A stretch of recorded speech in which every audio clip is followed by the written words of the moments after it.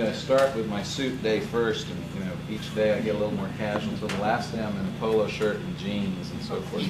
I always say I've established my credibility. Hopefully now I can be in jeans again. Okay.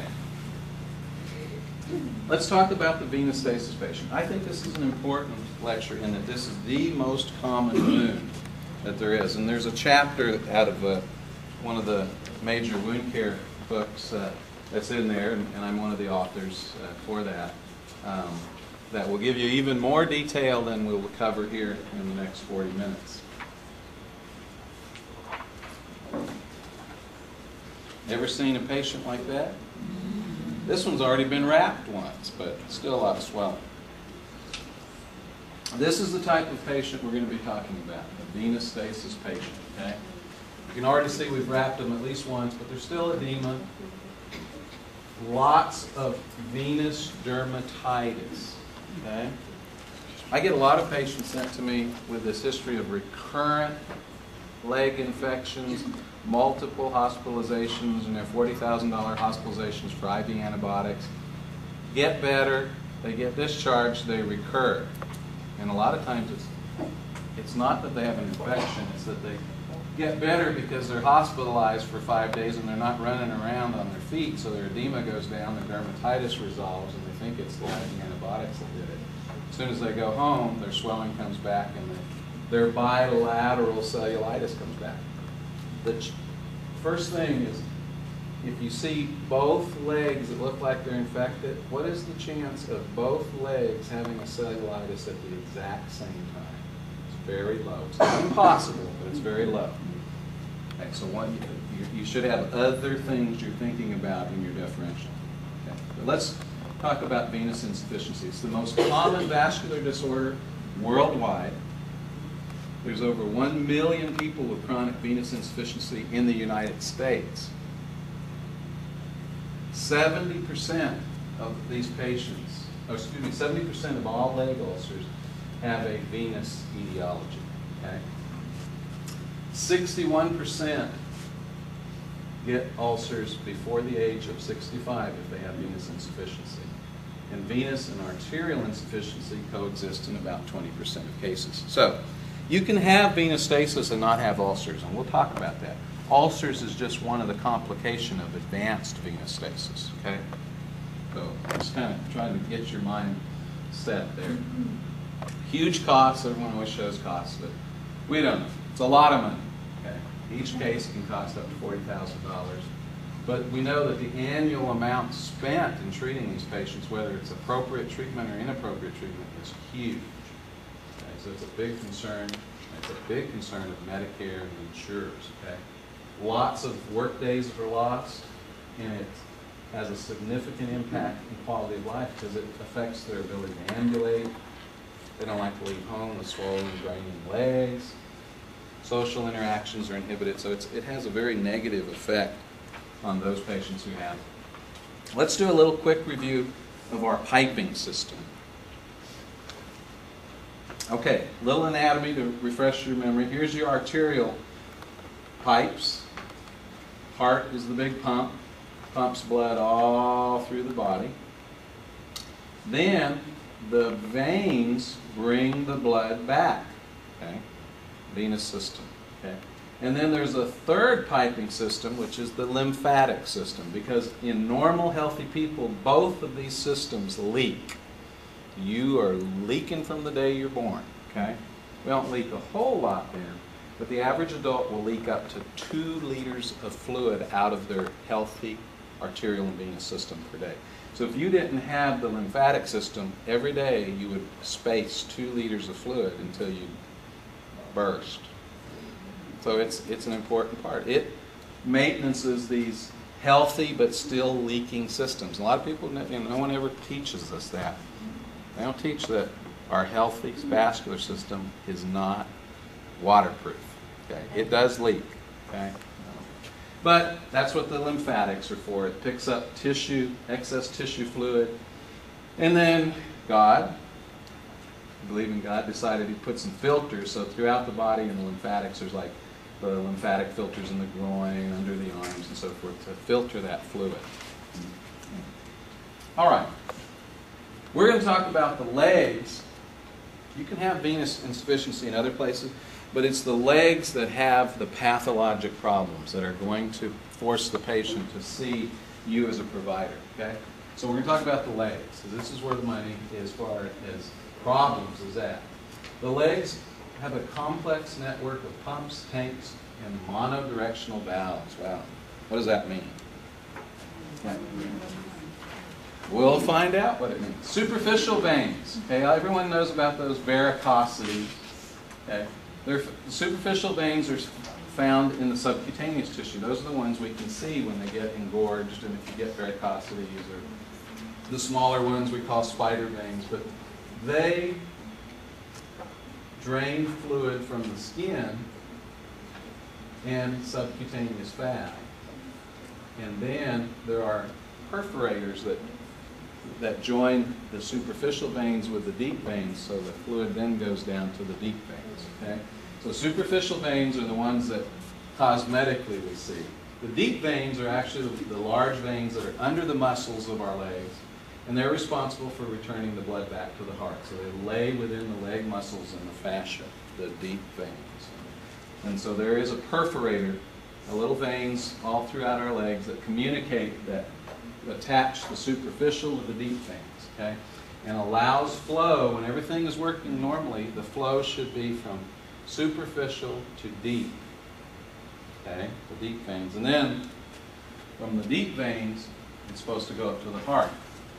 Now, for you to have one-way flow in any vessel, whether you're a human or an oil pump, if you want something to flow in one direction, you're going to have valves. Okay? So there's bicuspid valves in the veins that allows the flow to only go, when everything is normal, in one direction. So the heart's right here, and veins are laid out so that when the body pumps, it'll go this way. When the heart relaxes, okay, if you didn't have a valve there, everything would just go backwards, right? Well, that valve closes. So it goes here, allows direction here. The heart relaxes, the valve closes, it doesn't allow it to flow backwards, then the heart pumps again and it goes on up past the next valve. And so every few inches there's valves in our deep veins all the way to the heart. Okay?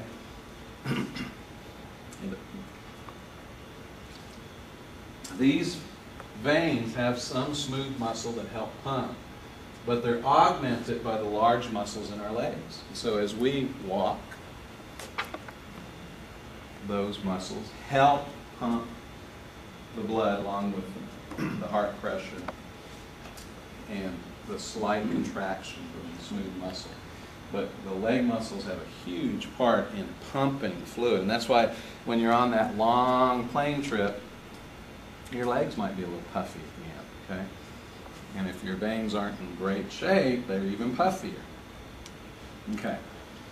So, normal venous flow, calf muscle pump, helps us.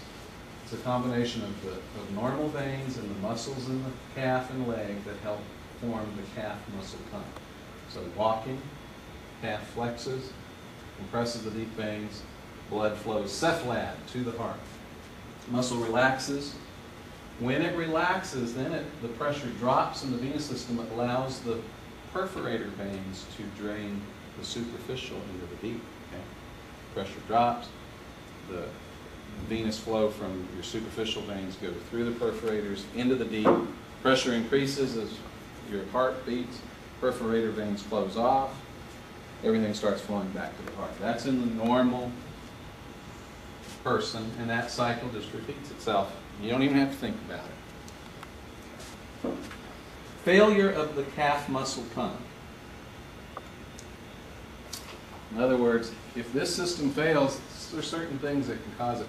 The two main things are either incompetency of the valves or a DVT. Those are two of the most common things. Okay? And incompetency of the valves is the most common. Okay? That means that the valves start leaking. Okay? Those valves work really good when we're 18 years old. Wear and tear over time can cause those valves to start leaking. What causes wear and tear in the valves? Tell me a few things that cause wear and tear in the valves. Pregnancy, that's right. That baby is laying on your superior vena cava, increasing the back pressure in your legs. It starts putting pressure on those valves. And so that's why you get swelling during pregnancy, and it can lead later to problems with incompetent valves. Football players, basketball players, people that traumatize their legs, people that work on their feet like nurses. You're sitting in the upright position working all day. There's lots of gravity and pressure. And over many years, it puts stress on those valves, and they can start malfunctioning, and they leak. And then you start getting flow backwards, okay? All right. So, as you start having problems with the valves, it starts out very subtle. Your shoes are tight at the end of the day. Those are the early signs. You better get yourself into some over-the-counter graded compression style. Or 20 years down the road, you're going to be crying because your legs are going to be swelling. A couple of more years past, your ankle and foot is swelling at the end of the day. A few more years past, your lower leg, and then pretty soon. And then what will happen is suddenly it'll just go out of control. That's when patients finally come to see me. I've only had this problem for a year. When did you used to have a little bit of swelling in your feet? Oh, yeah, I've had that for years.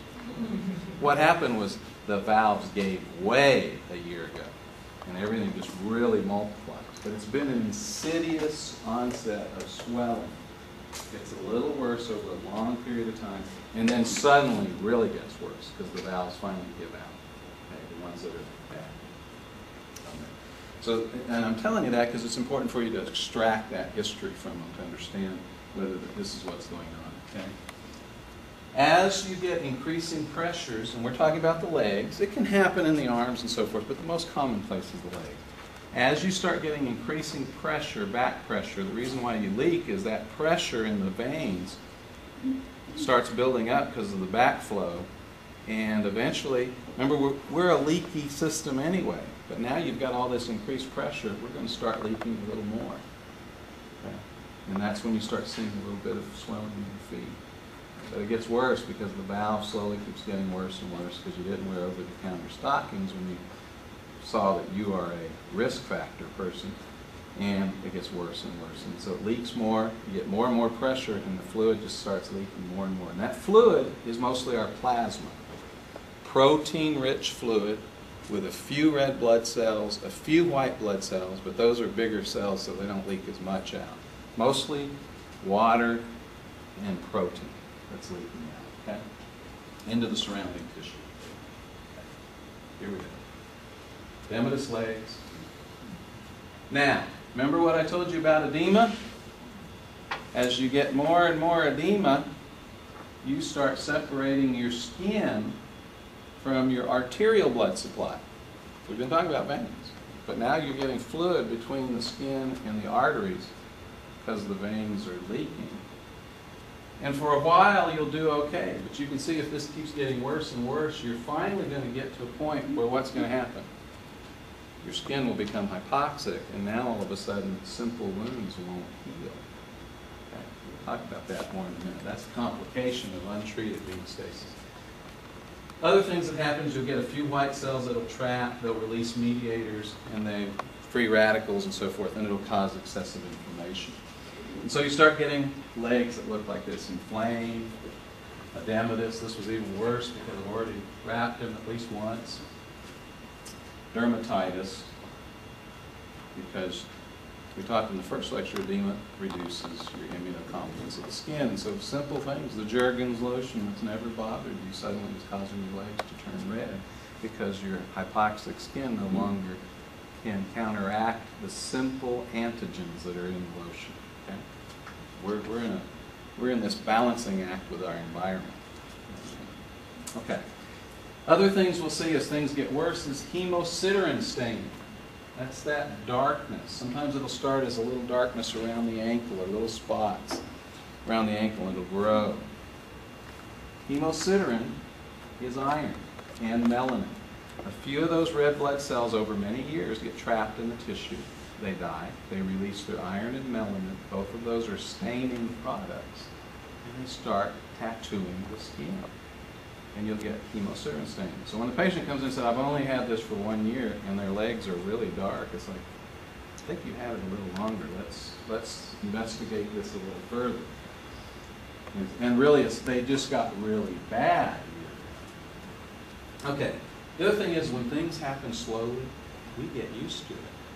How many people live with it? My feet are always swollen. That's normal. No, it's not normal. But it became normal for them. It's funny because when I start treating them, they go, that's the first time I've seen my ankle in 7 years. Lipodermatosclerosis. As we continue to have this inflammation, leaking of protein, it causes excessive inflammation. The skin will start thickening, and you will start getting activations of the fibroblasts, and the fibroblasts will just start pumping out collagen, and it will cause hardening of the tissue. That's lipodermatosclerosis, okay? And I know you've seen those patients that have a lot of swelling, and their tissue is hard, and their skin is like elephant skin. Those are patients that have been chronically swollen, and they have that inflammation causing abnormal collagen deposition, because the fibroblasts got involved with the excessive inflammation, and they're just putting out all kinds of collagen. You get a waxy, woody-looking leg. Some of the worst ones will look like an inverted Coke bottle. In other words, they got a little skinny ankle and just goes whew, like that. Okay, inverted Coke bottle. It's getting to where, as the audience gets younger and younger, they don't even know what a Coke bottle is anymore.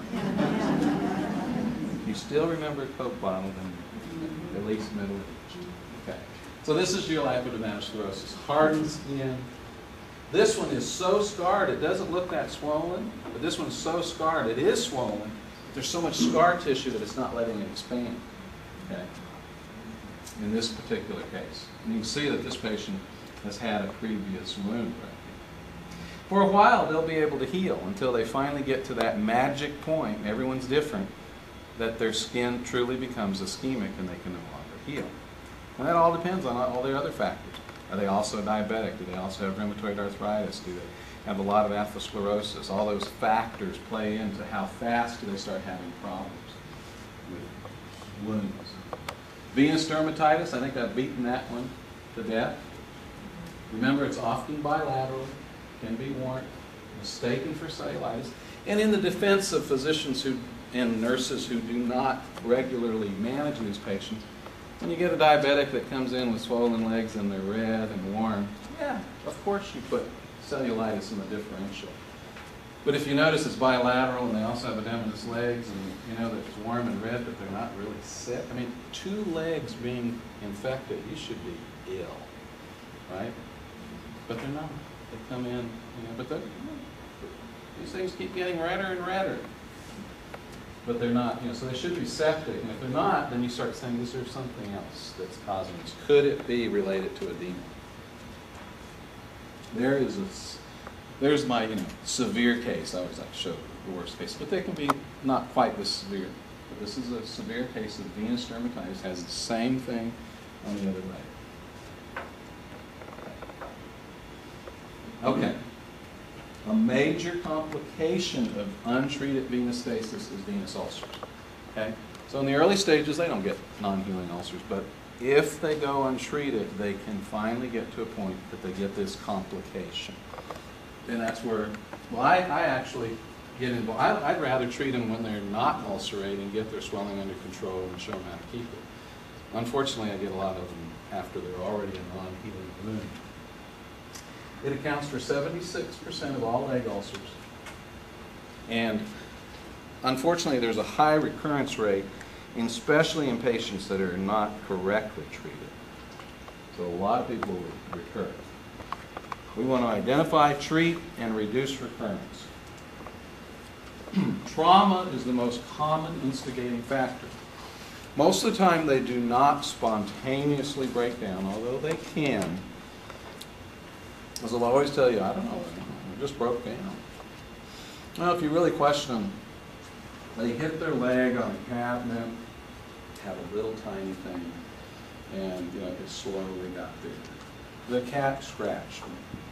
Whatever it was, there was some trauma at a point in time when the leg was so swollen, the skin is now ischemic. And suddenly, something that should heal fairly easily suddenly becomes a deteriorating, increasingly deteriorating, bigger and bigger wound. Ankle and calf are common areas. And essentially what happens is there's so much inflammation and edema that they fail to heal in an orderly fashion. They become a patient that you need to start doing the essentials of wound management. And when you hit that edema part, you're going to say, well, they can also be infected. You know, people have been messing with them for 3 months, and now they are infected. Or they do have necrotic tissue. Although straight venous ulcers usually don't have a whole lot of necrotic tissue. But they can become a chronic, non-healing ulcer. And unfortunately, a lot of times what I find is venous ulcers that have been well treated as far as all kinds of wound care, but nobody controlled their edema, and so they did not get better. Okay. Minor trauma leading to a wound. This one you can see has been, swelling's been pumped down, the wound's almost healed. This was a wound that was there for 6 months. In 4 weeks, we brought it to full closure. 6 months, 4 weeks. Because we identified what was wrong and we treated it. Classic venous ulcer. Let's look at this, okay? Some of my classes, I make them tell me what they see. But here we've got an ulcer. What's this around the edges here? That darkness. Hemosiderin stain, right? That's that tattooing. There's also some inflammation, some dermatitis. Now that looks like granulation tissue. It is. Do you notice the color red it is? It's more of a purple, isn't it? When you see this color, and I've been doing this for a long time, so I mean, but when you see purple granulation tissue, what does that usually mean? I'll tell you here in a minute. It's engorged with fluid, okay? Nice, bright red granulation tissue is what we want to see. Purple granulation tissue, friable, it's swollen. Those vessels are engorged with too much fluid, and so it gives a purple hue to it. A little bit of slough, maybe a little bit of fat, but not too much. It's fairly shallow. It's not deep. Okay. Here's another one. Heavy hemosiderin stain. So I've only had swelling for a year. Well, you don't get this type of hemosiderin stain for this is years of swelling. It got worse a year ago, really worse when the valves just totally gave out. Shallow, usually an irregular border, but a defined border. You can see the border, they're fairly shallow. They may have engorged tissue. They may be covered with just a yellow slough. What's the yellow slough? Coagulated protein, right? You got a bag full of water and a hole in it. Where's the water going to go? Out the hole. And there's protein in there and stuff, and then the protein dries and coagulates. Okay. Assessment. History and physical. As you see more and more of these patients, it'll become easier and easier to identify them. They have an insidious onset of edema. When you finally question them, yeah, I've had, my feet, 10 years ago my feet started swelling, 7 years ago my ankle was, and it would get better when I went to bed, but it would be worse at the end of work. When I got off my nursing shift, it was really bad, and then I elevated and got better. And finally it'll get to the point where it doesn't get that much better with bed rest. That's when they're really getting bad. Okay, usually it is below the knee, from the knee down. A classic venous stasis is from the knee down. When it starts passing above the knee, what's happening? I know there's a lot of information. Okay. You'll get I'll tell you in a minute. Heavy aching legs. Okay. Now, remember I told you that there's a third piping system that controls fluid. What system was that? Lymphatics. So, now you've got 3 times more fluid in your legs than your lymphatics are used to. For years. What's going to happen to that lymphatic system? If you overuse something year after year, what happens? It deteriorates. As you start getting venous stasis that now starts crossing over above the knee, they almost always have secondary lymphedema. They've had an overwhelmed lymphatic system for so long that it's scarring and getting damaged, and it's no longer draining correctly. And now you've got bad lymphatics contributing to increasing swelling because they're not working very good, and you're going to start seeing it cross into the thigh. Okay? So now that is a venous lymphatic edema. Okay. I could talk for several days on this one, but we don't have that. Risk factors. DVT history, 37% of patients will have a history of deep venous thrombosis. That may be the thing that started the first valve being damaged. Okay? And then over the years, that back pressure eventually damages more valves underneath. But it could be because of leg trauma. I get a lot of men, ex-football players, ex-basketball players, sports people. Surgical intervention. I've had 2 knees replaced and 1 hip. Every time they do that, they've got to go and cut a few veins. Okay. So that can contribute to vein problems. Standing job, nurses and physicians, nurses and physicians, nurses and physicians. Obesity, that increases the amount of pressure your heart has to work to push everything back to pregnancy. Can cause stress to the valves, and later you'll see it as an insidious onset of swelling. Not everybody. I don't want you to think that everybody gets it, but a lot of people do. Now, is this a venous ulcer? Oops. Okay, is it shallow? Well, it looks like it is, but what's there in that ulcer bed? Dead tissue, right? Necrotic tissue, looks like dead skin. You almost can picture maybe some dead fat. So we're not sure how deep that is. Okay? It's in a swollen leg. This is a patient that has a venous arterial ulcer. They have both venous disease causing swelling and arterial occlusive disease causing ischemia. Okay? When you see a venous ulcer or an ulcer you worry about that's in an edematous leg with a lot of dead tissue, there's almost always an arterial component, or maybe it is just a straight arterial ulcer. Okay? That's one thing you need to figure out, okay? Because they're treated different on there. 20% of all venous ulcer patients have concomitant arterial disease at the same time. Okay. How do we manage these venous patients? Okay. So far, we know that everything seems to be related to the swelling, right? To the increasing pressure in the venous system. So we need to control venous hypertension. That's number one. I'll see people doing good wound care for months and years. They never controlled the swelling. This is number one.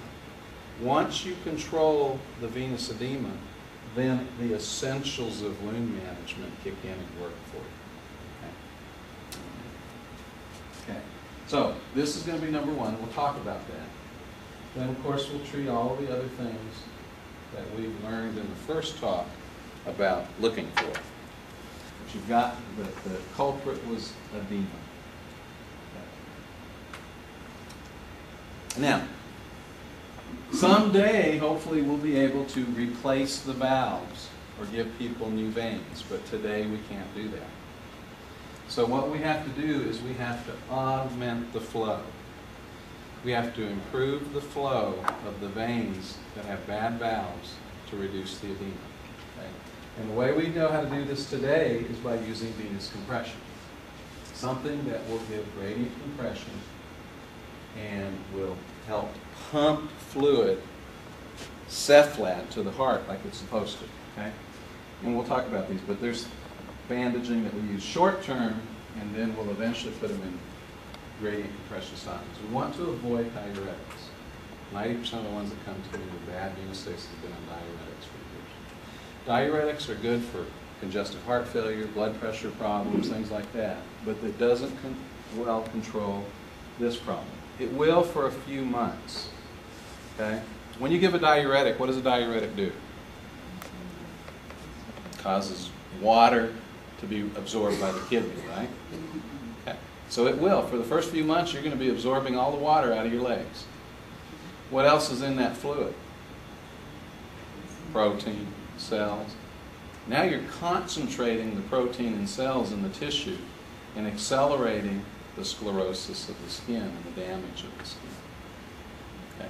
And the physicians, because they're the ones that are usually culprits, will hang on to that first 3 months of positive response for 5 years to keep them on diuretics. And then they'll finally send them to us. And I won't just stop their diuretics. They've been on diuretics for 5 years. I stop their diuretics, their kidneys are going to quit working because they're used to being flogged with diuretics. So I say, I'll talk with your doctor about that. Let's just get you under control, and then we'll see. You might be on diuretics for your blood pressure, and that's a very appropriate thing. So you don't just stop diuretic. But you need to understand that diuretics actually makes it worse in the long run because it starts concentrating the protein in your legs, causing more destruction of both the veins and the lymphatics and the tissue. Okay. This is not good gradient compression. Okay, that's using ACE-type wraps, and they're like tied in a knot up here, and you can see that they're breaking up. Now, I'm not going to teach you what the lipase equation is, but gradient compression goes by what's the lipase equation, which says that if you wrap a cylinder with the same tension, okay, the smallest part of the cylinder will have, even if you put the same tension, will have the greatest pressure. And the widest part of the cylinder will have the least pressure, even though you put it on exactly at the same pressure. That's the lipase equation. And that's what we use to treat edema in the legs. The skinniest part of the cylinder should be the ankle. The biggest part of the cylinder should be the calf. And it slowly increases in size as you go in that direction, right? So that means the highest pressure will be at the ankle, which is when we walk. That's where the highest pressure is in the immune system. And it'll be a little less as it goes up here. We've least here, even though it's put on exactly the same pressure. So what way are we going to pump? Highest pressure here, least pressure there. Whoosh. We're augmenting flow back to the heart, like the valves, like the venous system is supposed to do. Okay, and so we overcome these incompetent valves by having gradient compression. That's the definition of gradient compression. Occasionally, for the, in the advanced course, we'll talk about a person whose ankles are bigger than calves. There is a group of patients like that. But in general, that's the idea of what we want to do to treat the patient. Is we want to use gradient compression to augment venous flow. Get all the swelling back into the veins, back into the lymphatics, back into the circulatory system, and out of these swollen legs. So we can do that with several different types of dressing. 1890, Oneway was discovered. Okay? For those of you who used it, it's a paste dressing. It's on almost like a cloth type, and it looks like some of them are calamine based. There's several different bases. The original one was a calamine type base. And it is what's called a short stretch. Copperlin is another short stretch. In other words, it doesn't stretch much. It doesn't give a whole lot of compression. You put it on the leg, and it's not giving a whole lot of compression, but when the patient walks and their muscles contract, it abuts against the Oneway, doesn't allow full contraction, and that actually has a pumping action. 1890. Still used today. But we have better things, but this is still used, and we occasionally will use it, okay? Copperlin is used a lot in patients who have lymphedema, and they use it to wrap after MLB. Another lecture. Okay. Short stretch can be very effective, has low resting and high working pressure, so it works the best in ambulatory patients. I have better ones for ambulatory patients, which we'll talk about. So most of the time when I use Oneway, it's patients that have significant arterial disease or very elderly and they're not very mobile. And so often the Oneway will be adequate to start mobilizing their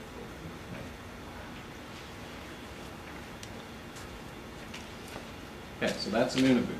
And nowadays when we put an Oneway on, we'll put either an ACE over that or some Coban over that. Okay? And that gives you gradient compression. There's one being put on. And There's an ACE wrap over there. Time to put codeine. Long stretch is the more modern. Okay? About 15 years ago, long stretch dressings came into existence. When I first brought them into the wound center, the staff looked at me like I was bringing the devil into the wound center. Now they don't know what they'd do without.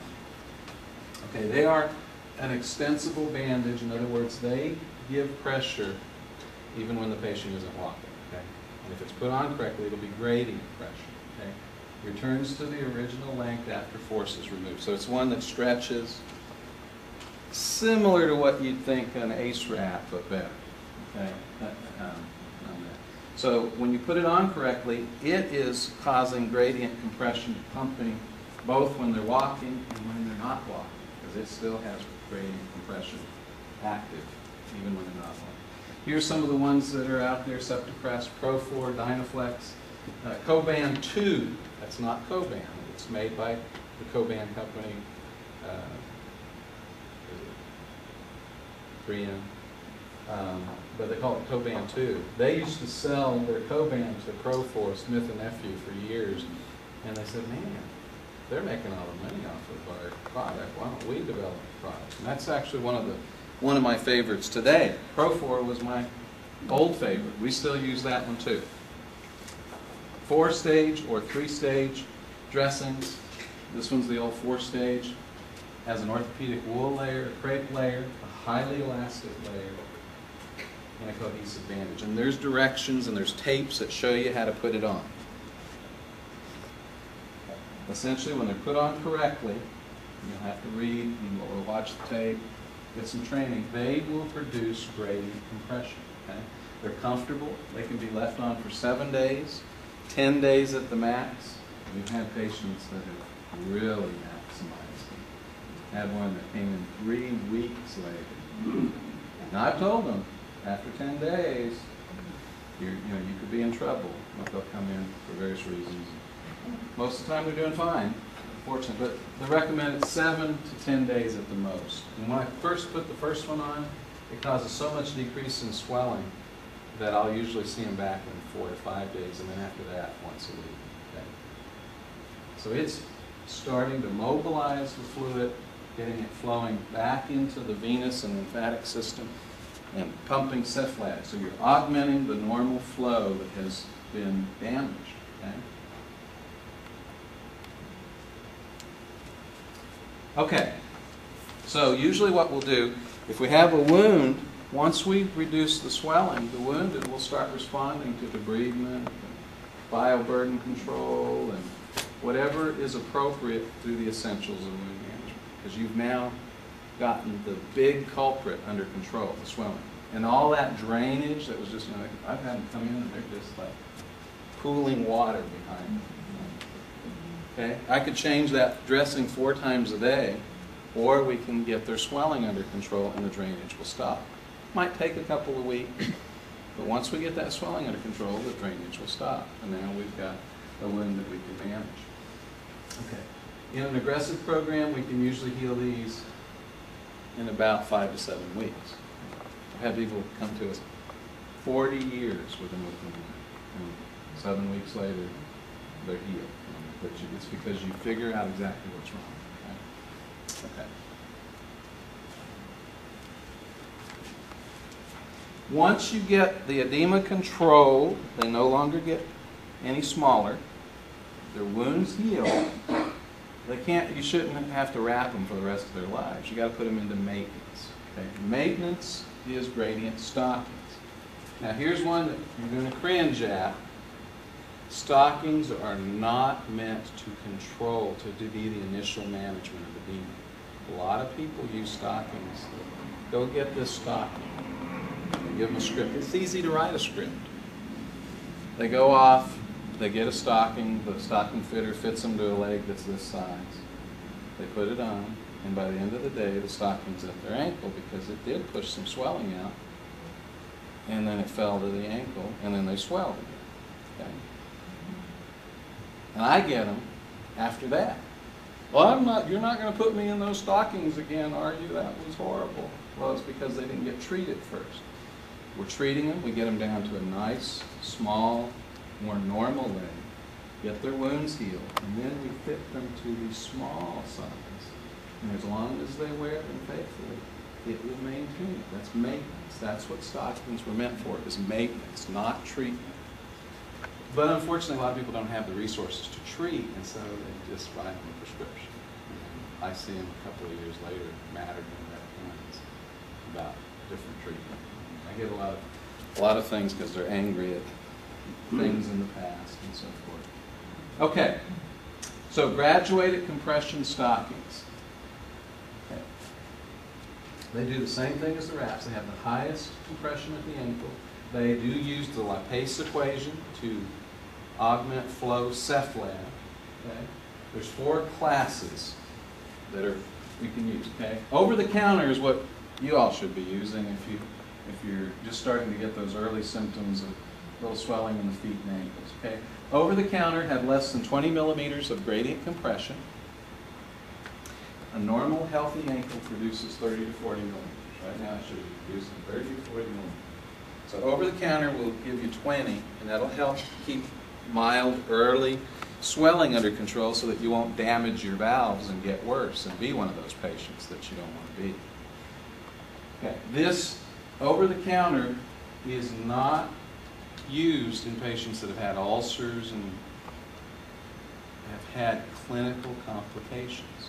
They generally need a little bit higher compression. These are for the patients that you want to avoid them ever getting that bad. Okay. Class 1, 2, 3, and 4, or they sometimes will just go by the compression. Class 1 is 20 to 30 millimeters of mercury. I yellow this because the majority of my patients will go into a class 2 stocking, 30 to 40 millimeters of pressure. It's used for moderate edema, severe varicosities, moderate venous insufficiency. Some of my little frailer, minimally ambulatory patients who may do okay on these. Class 3, usually my 40-year-old active patient, going to be working full-time, needs to bring home the bread and butter, has relatively healthy arterial supply. They're going in class 3 because they'll tolerate it, they have enough strength to put them on because they're 40 years old and still relatively decent shape. And they're going to be up on their feet all the time working. Okay.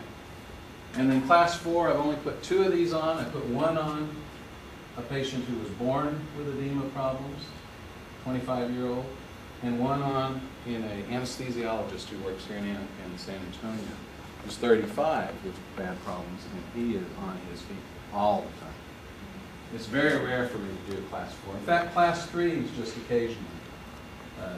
Most of these, again, are my patients that are usually under 55, relatively healthy otherwise.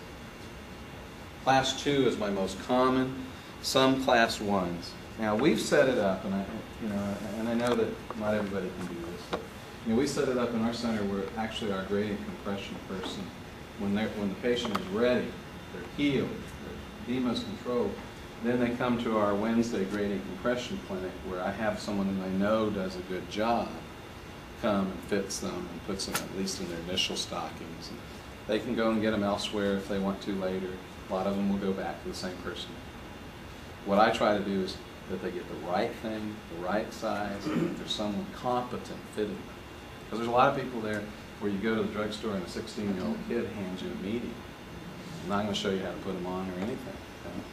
That's a lot different than having one that's truly, measured to fit, the exact size. And there's a lot of different sizes. It has a wide band because there might be some problem with that. And we spend a lot of time showing them how to put it on. So there's a better compliance there. Okay.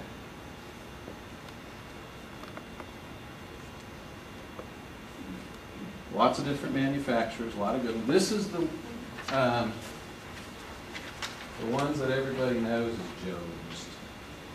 They're the McDonald's. They're the first one that was out there. So everyone, in fact, they think that they're all Joe's stuff. Well, actually, there's Juzo, Sigvaris. There's lots of different brands, and they all have their specialties. Juzo and Sigvaris are really good in the more modern weaves, but Joe's is finally getting better at that. handling. So, because a lot of the patients, you know, if you're 45 and you're a professional person, you want to have something that doesn't look like you have burlap sacks in. So they'll go to some of the little more companies that take that into consideration. But all of them are starting to make better and better weaves, and so they're not those big burlap sacks anymore. Okay, common reasons for treatment failure. The most common is inadequate edema control. The chapter I wrote on there talks about that. That's the most common problem with failure, is that nobody really controls the edema. Or they only treat the wound. Okay?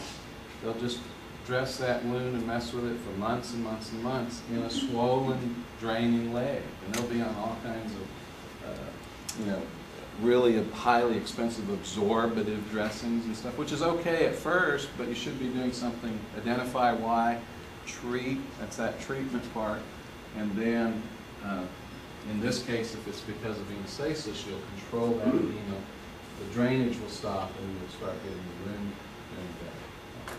You can have misdiagnosed. If you have a lot of necrotic tissue, you need to also evaluate the arterial system, see if there's something that needs to be done there. Chronic wounds can form malignancies. You can get squamous and basal cells in wounds that have been open for months and years. Okay? So occasionally we'll do a biopsy of the wound bed if it's not looking right or it's not responding to good wound management techniques. You can get a vasculitis, and I get a lot of patients that have been inflamed for so long that they have a vasculitis. They've set off an immune response against their vessels right underneath the wound. And those are the ones with those exquisitely tender wounds that are more painful than you think they should be. Often they have vasculitis, and we'll do all the essentials of wound care, and I'll hit them with a dose of Solumedrol, dose pack, and knock the vasculitis out, and then they start getting better. Okay, let's see if there's anything else. Okay. We have more and more problems with venous stasis. It currently accounts for 70%, over 70% of lower extremity ulcers. It's a treatment challenge. Compression therapy, controlling of the edema is cornerstone. And then you will be able to use your essentials of wound management to heal these wounds. Questions? With the well-altering, the short stretch, the long stretch, and the compression stocking, Mm-hmm. you talked to us about time. You talked a little bit about time of day or anything like that, off and on, kind of. They need to wear, if they need to have their flow augmented anytime they're upright. So usually what I'll say is, you know, most people are morning showers, some are evening, but if they're morning showers, get up out of bed, take your shower, put these stockings on. Don't let hours go by, because then all of a sudden their legs will be big and the stocking won't fit right, okay? And then they should wear them all the way till bedtime. And if they're people that truly stay in bed and maybe only get up once or something, they can take them off. There's some people, and you need to ask this, they're insomniacs. They're up as much in the middle of the night as they, or they're sitting up in a chair because they have COPD. And those patients, I'll do one of two things. I'll either tell them, leave your stockings on and then change them to the second pair. You should have at least two pair, one to clean, one to wash, and one to wear, and change them in the morning. Okay. Some of the patients, I'll say, use your old pair. They have to change them. They have to get a new pair every 6 months. They lose their elasticity. And so some of them, I'll say, wear your old pair at bedtime, but you need to wear your good ones during the day. Okay? We're augmenting their flow, and there's just not anything better. Someday we may replace their valves. I hope that happens, okay? Because they get bummed out about it, but it's the reality of what we have. Otherwise, their choice is swollen legs, non-healing ulcers, multiple hospital admissions, and I know you all have seen that. We want to try to avoid that. Any other questions?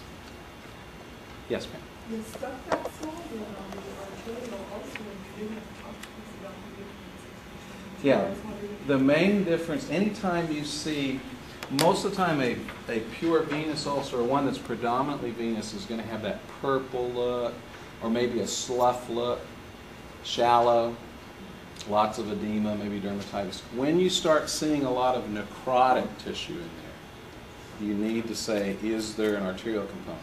What's your first screening exam? Ankle brachial index. Ooh, ankle brachial index of 0.5. Starting to now really say, there probably is a venous arterial component to it. And then you're going to have to determine, that's when you have to say, do I need to send them to the vascular lab? Do I need to get a transcutaneous? I need to make a decision on whether there's adequate flow. Because not all of those patients will need to be revascularized, but some will. So anytime you see necrotic tissue, it otherwise looks like venous stasis, but there's a lot of necrotic tissue, you need to say there could be an arterial component. In fact, most of those do have an arterial. Now, if it's just sloughy, yellow, that's almost always dried plasma and all the junk that's been draining out of there. Okay, and then you carefully take that off, and there's that purple granulation tissue under there. And that's a venous ulcer.